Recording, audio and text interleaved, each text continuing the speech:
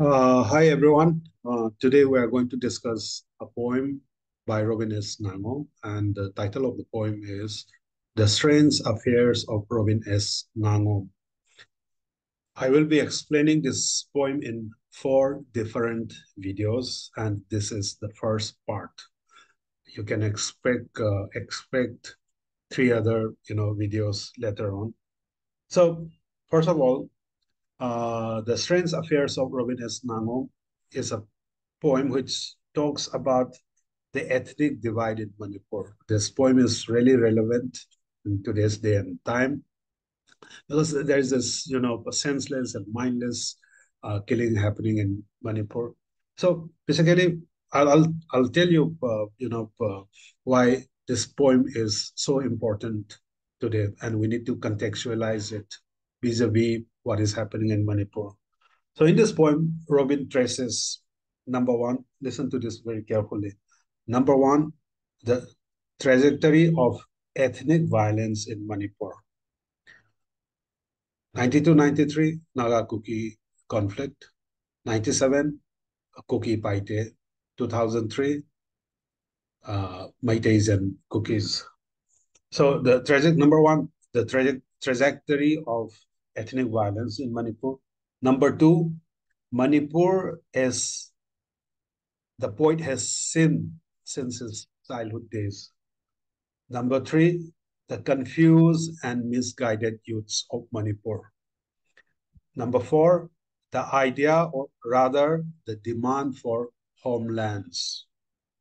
Number five, the elusive peace in the state. And finally, the Naga Kuki Ethnic War of 1992-93, where hundreds of people were killed, hundreds of innocent people were killed, and thousands of houses were burned, villages were wiped out, people were uprooted, people became refugees in their own country.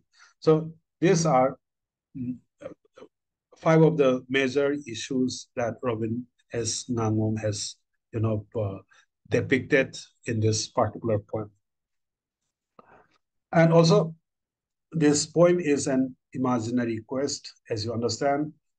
Every quest is a journey. So he makes this travel to different places and different areas, and he he writes this poem as someone who knows and sees everything, as someone who's like omnipresent. He's present everywhere. But remember, Robin Singh's quest is multi-pronged in the sense that he is in search for his home. He is also in search of peace and sanity in his own state. He is on a journey towards finding himself amidst the chaos and the shambles that Manipur has turned into in the 90s. Remember that in the 90s, extremism in the state really, really accelerated. So this poem is also a sarcastic jibe at the ethnic divide that Manipur has dealt with quite unsuccessfully. I'm emphasizing on the word unsuccessful. It has been happening, and there is this fear that it will happen again later. The point here is, having a one-on-one conversation with his imaginary lover quite dejectedly. We'll discuss about this. And strangely, this lover keeps on changing as his mood and the temper changes. And the fact is that, his naivety is on display. His seriousness also runs throughout the poem. So let's see what he writes. So he writes, I remember misplacing a bronze bell somewhere, sometime. So this line suggests that the poet has already embarked on his quest, and he looks back at some distant past from where he is at present, where he is staying at right now. He looks back and tries to visualize, see his native land, Manipur. However, he is lost somewhere without a sense of time and situation because he's in search for his home or homeland. Remember the other poems written by Robin S. Ngangom? Uh, in one of my videos, I spoke about poem for Joseph, where he says that, I just need a homeland, something on the map, you know, a rock, a tree, anything would do. And also another poem by Robin S. Ngangom, and the title of that poem is Everywhere I Go. And he says, everywhere I go, I carry my homeland. So that this idea of home and homeland is very important for him and for others in the state. So he just remembers misplacing a bronze bell, as you can see from the on the screen. He remembers misplacing a bronze bell. Here, the bronze bell signifies time, but when the image of the bronze bell is quantified by misplacing, we get a sense of things which are brought by time, but his inability to do anything and be a helpless witness to the mindless mayhem his homeland has slipped into. And he says, I've misplaced it somewhere, sometime. He doesn't know, he has no sense of place and time. The fact that the lost time rattles him psychologically and drains him emotionally gets extended through series of imageries in the next three lines. Let's read the next three lines. I left behind many unattended hurts. Rushing back, I discovered something had changed me. So the poet laments the leaving behind of many unattended hurts. The image of the hurt evokes the structure of a family, a Manipuri family. In the Manipuri language, the hurt is called funga, Funga, funga, which holds an important space in the kitchen area. It is around the fire at the hearth that the family gathers and shares the past and present. It is around this space that many stories are, churned, many stories are narrated, many stories are woven together. Stories of half man and half tiger, we call it Kaibu, Kaioiba. Then stories of Tapta, a man riding a horse. Then of Min sisters and stepmothers. And many such stories come alive around this hearth, the, the fire at the hearth. Many adventurers, many adventures are, recounted where travelers in search of better wages and fortune come across many, hill ranges, or the prince gets to marry the most beautiful princess, you know, from another kingdom. So the funga or hearth also signifies a beginning or the state of affairs of a home. If the funga is lit all the time, remember you have a happy family there. The sense is that you have a happy family where the funga is lit everywhere. Stories are shared, stories are narrated, and above this, funga, you have this, uh, space where you dry meat, fish, and whole lot of other stuff. So, but when the heart is depicted as unattended, the poet is lamenting the displacement of the occupants, those who have stayed in that particular house.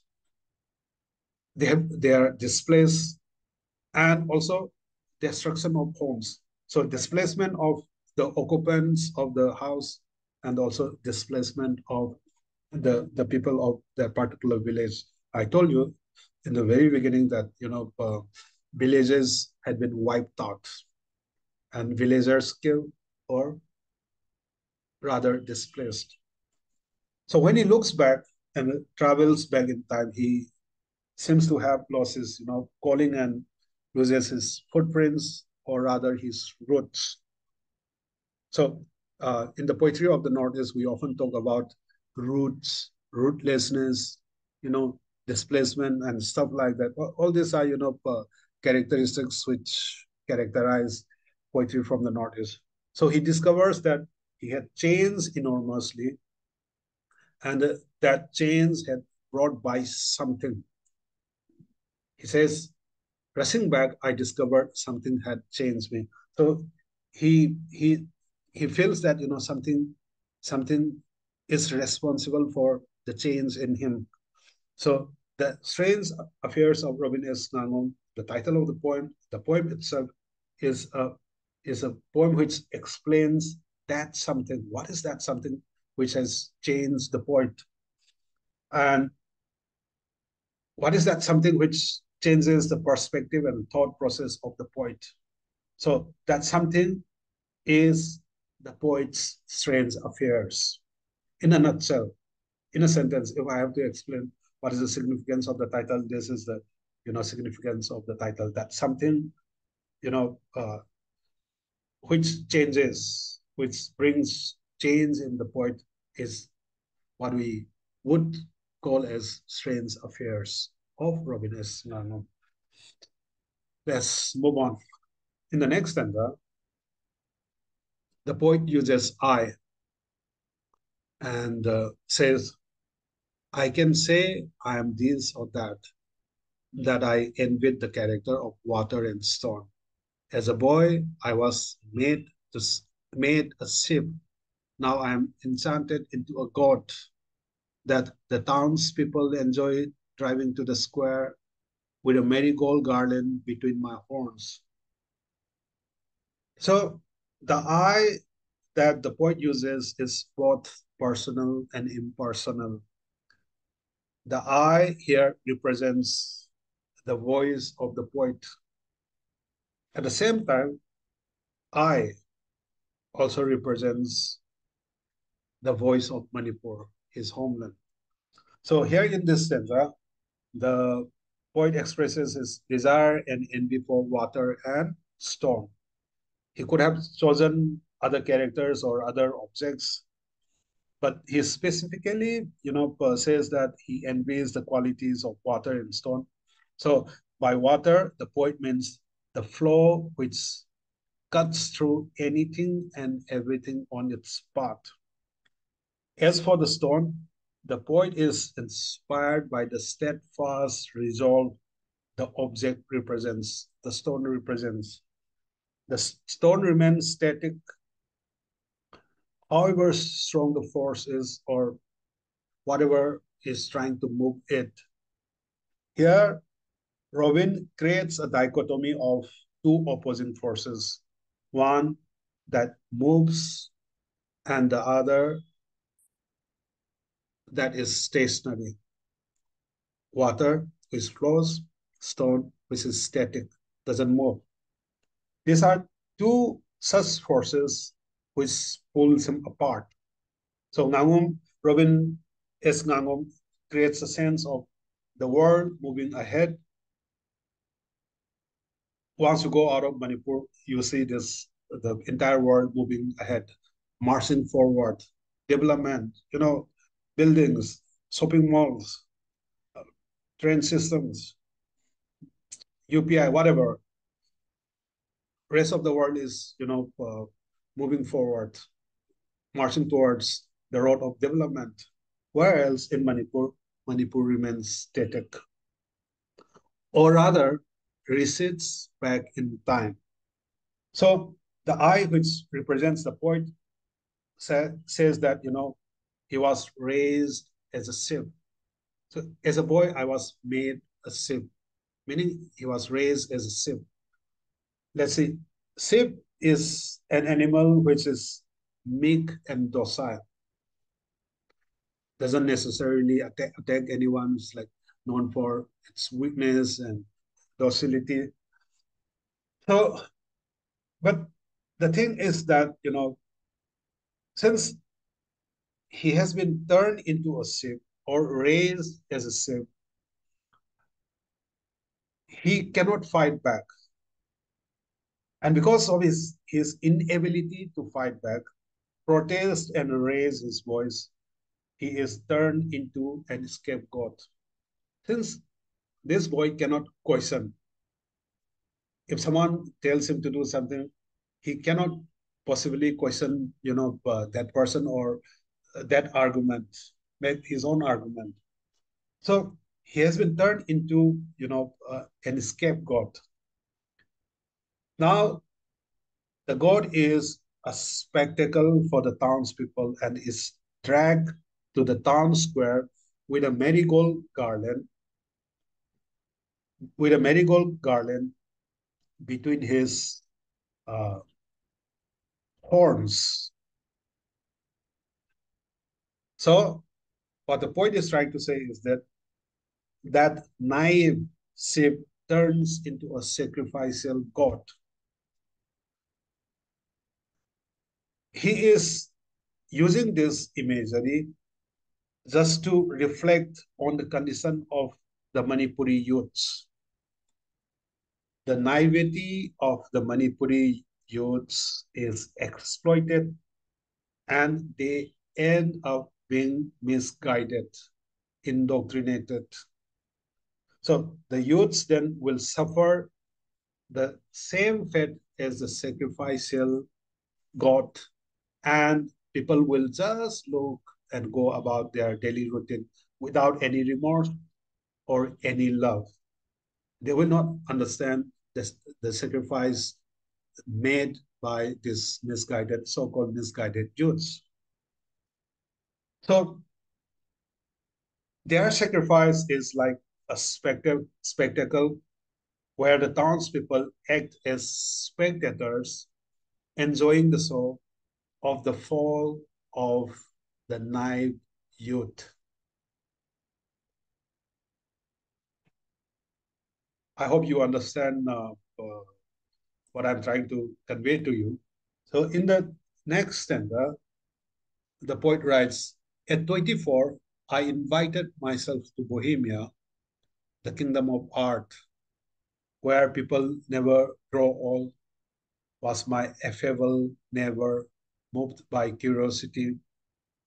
I found myself lingering at backstage where painted girls and poor blind boys came to do their parts in the evening now. I often mix my drink with despair. Love, of course, made me entirely useless. So, in these lines, the poet takes him to, you know, to the land of the kingdom of art, Bohemia.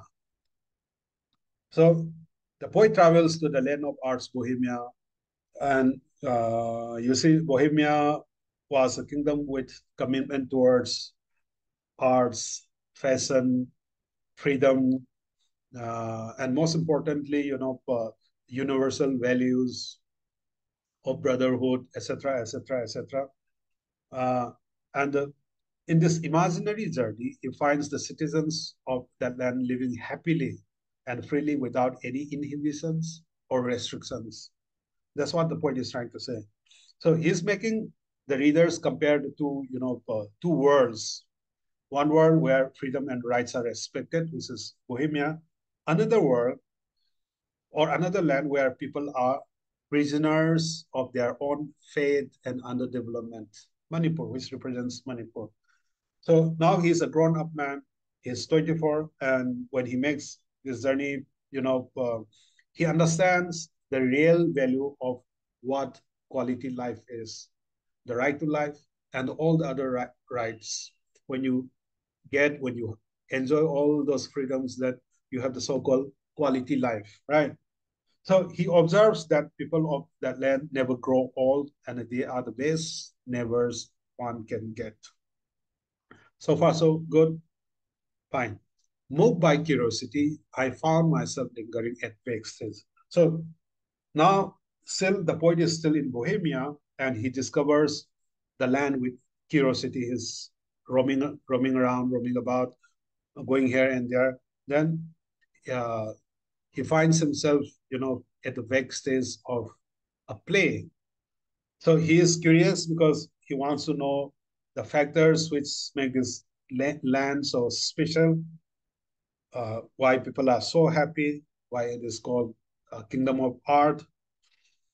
Then He witnesses a play being staged, and he sees painted girls, meaning girls in full makeup, all right, in general, ready for the play. They are painted, and they are ready to take part in the performance. He also sees boys acting as blind persons in the same play. So the how the boys are depicted, the boys are shown as blindfolded. Uh, you have to remember the imagery of the sacrificial god in the previous stanza, right? And do a comparison between this blindfolded boys and the sacrificial god. Both are spectacle, right? Both both evoke joy and pleasure of watching something. But the difference is that he sees the young actors backstage ready to perform their part, and this very spectacle makes him dejected. Why? Because let's remember the imagery of sacrificial God, blah blah blah blah. Therefore, in the evening, in the evening, he drinks in despair, dejected and heartbroken. Why? Why? Because in his mind, he is comparing these two lands, the differences between these two lands. The one which is there in his head, the ideal, often utopian type land where everything is good, and but there is sense of law. People are happy. You have plenty of food to eat. Things are very smooth. But on the other hand, you have the reality. When reality hits you, then you understand what is happening, right? So he is talking about this utopian type Bohemia and this dystopic Manipur. Things things have turned really upside down in the state of Manipur. So when he compares these two lands, then obviously he would feel dejected and heartbroken. So since he feels useless, he blames love for the root cause of this rejection. He blames love. Love, of course, made me entirely useless. That's what he writes. So he is blaming love for the root cause of his rejection. Why? Love here is, of course, Manipur. And he's talking about his love for Manipur. Since I love Manipur so much, Manipur has made me entirely useless. And in the next stanza,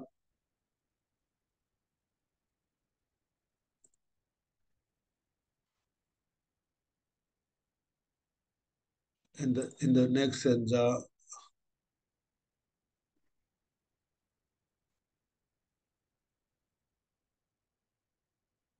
next stanza, what does he write? This is the story of my people. This is the story of my people. We showed suspicion in the fields, hatred spraying and raised the crops. Now they go to gloating neighbors, begging bowls in hand, fingers pointed at each other. Their incessant bickering muffles all pity. So this is the story of my people. He says, this is the story of my people. So what he saw at the play in Bohemia makes him remember his native land, which is Manipur. So he continues to say that, communities are divided on ethnic lines and are at loggerheads. That is the story of my people. On one side, you have this perfect place where everyone is happy. On the other hand, you have a land which is like very much divided on ethnic lines. The fault lines are quite visible now, right? So there is a trust deficit, you know, between the communities and amongst the communities. So let's call it mutual misunderstanding for the time being. So the hatred which is sown amongst the communities become reasons for the mindless killings and the destruction of property. So that's the reason why he says we showed suspicion in the fields, hatred sprang and raised the crops. Obviously, if you sow suspicion in the fields, then what else do you expect? The harvest would be, of course, hatred and also mindless killing. So the hatred which is sown amongst the communities become reasons for the mindless killings and the destruction of property, which I have spoken about. So the displacement of villagers is a reality. The hate that they preach reaches to the point of no return and they become sworn enemies. So now they go to clothing neighbors. On one hand, on one hand, Bohemians are the base of neighbors. On the other hand, you have this gloating neighbors, neighbors pointing their fingers at each other. So they become sworn enemies, and vested interests take advantage of the situation and play an even bigger divisive politics, making them to beg for funds perpetually. That's what he means by begging balls in hand, fingers pointed at each other. Their incessant bickering muffles all pity. So what the point is saying here is that he is in a way hinting towards the endless perennial dependence of the states in the northeast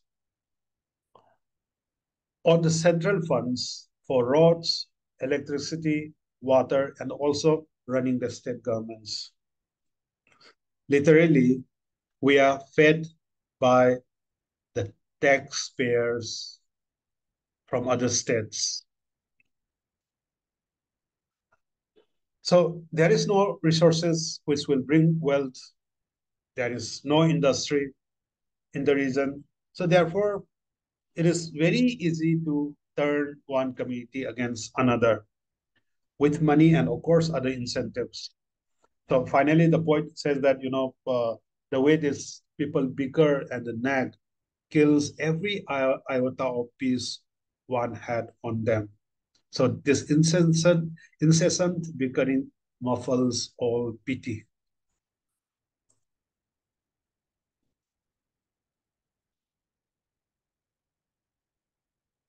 Next stanza. Our intentions are clear, slash and burn. Let fire erase all traces so that distrust cannot write our murderous history. Somewhere inside the labyrinth, we met locked horns and went our feeding ways. So, without naming any community in particular, the poet says that the intentions of every community are quite clear. And we all know that the present situation is, a perfect example, the classic example. And that is to kill and wipe out the opposing community in the aspect and manner a Zoom field is cleared and burned before plantation. Our intentions are clear, slash and burn. Let fire erase all traces. Why do they want to do like that? So that so that they can write their own history. Why they want to write their own history? Because the poet is worried about the kind of history Manipur would have if this, senseless killings and uprooting of villages keep on happening. How would people judge us in future? How would history judge us? That's the worry the poet has. And the poet says that, the same fire that burns down villages and displaces The villages would also erase every trace of the murderous history that stalks Manipur. So, so that distrust cannot write our murderous history. We have had a murderous history. Our history is not pure. Our history is not, free from violence. Our history is filled with violence. And he hopes that the distrust, which has been a staple for ethnic communities in Manipur, should not have been given any opportunity to impinge upon everyone and become the sole factor for a history filled with blood. And these three lines are very, very interesting. Let's look at this. Somewhere inside the labyrinth, we met longhorns and went our feeding ways. So in the long encounter, meaning the historical encounter, the communities met, the communities locked horns, meaning they fought bitterly against one another and have become sworn enemies. The feud for the sustenance of the pure blood continues to this day. It still continues. Last stanza of part one. Our past, we make believe, is pristine, even as we ripped heads and took slaves. When we write make believe history with malicious intent, memory burns on a short fuse. As boys return to Christmas, escorted by hate and fear, they take a circuitous route to outwit the enemy, who will revel too much in the words of a merciful son. When these boys reach home, their dreams will come dressed in red. So in this sense, the poet uh, reveals who the Manipuris were in the past. By Manipuri, I mean, Maitais, Kukis, and Nagas, all of them clubbed together. Manipuris collected heads of the enemies killed in a war or a duel or any other conflict. This claim is corroborated by, an ancient Meitei text called Sinarol about the stories of duels and the rules involved. There are other communities which collect heads as war trophies. All the communities. The point is, hinting towards the pretenses which try to paint the community in good light, even though, the community was murderous. If you look back and read the history of these communities, they were murderous, warlike, they were wild. And now that the communities have received the light of civilization and modern education, they have started writing their own histories, however distorted and ill-founded they are. Then what happens? Memory burns on a short fuse. The communities must make their histories look civilized, read better than others, as if the communities have lost their collective memories. They write their history with malicious intent, even when they practice headhunting and slavery. Despite the fact that, this community was like that, this community was like that, this community was like that, they are presenting themselves as cultured and civilized, stuff like that. And when you realize that why they are doing this, the poet says, my memory burns on a short fuse. His loss of words. There's a complete collapse of his, senses and memory. But very interestingly, the poet changes from the description of history and how, communities are trying to write their own history. He is telling us a little bit of history through, these boys who travel to their, villages for Christmas. But why he is all of a sudden jumping from the past, the way histories are written, to how these boys return back home for Christmas. Because the reality is that there is much bad blood left between the communities, and ethnic cleansing is still happening. And when communal violence takes place, many young boys return home to celebrate Christmas, but there is hatred for the community in their hearts. Those who attack them, there is this hatred for the attackers in their hearts.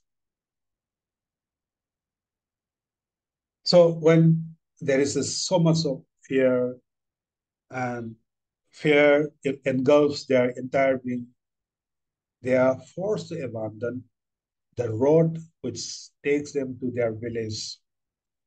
Instead of taking the direct road route to their village, they take a circuitous route in the jungle, in the dense jungle, so that you know enemies cannot spot them.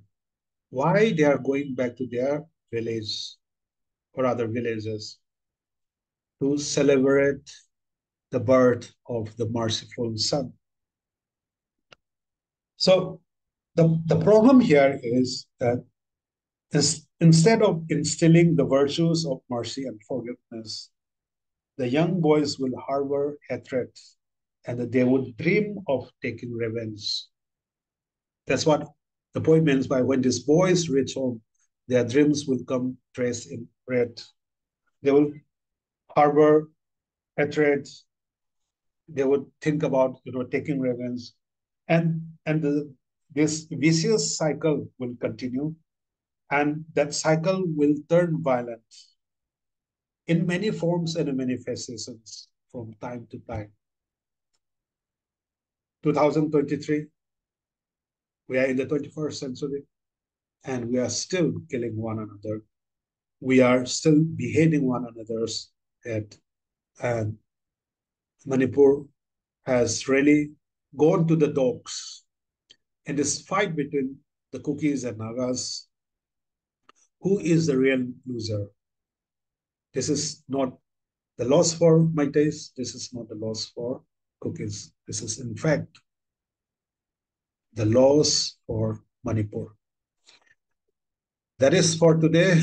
I will see you in the next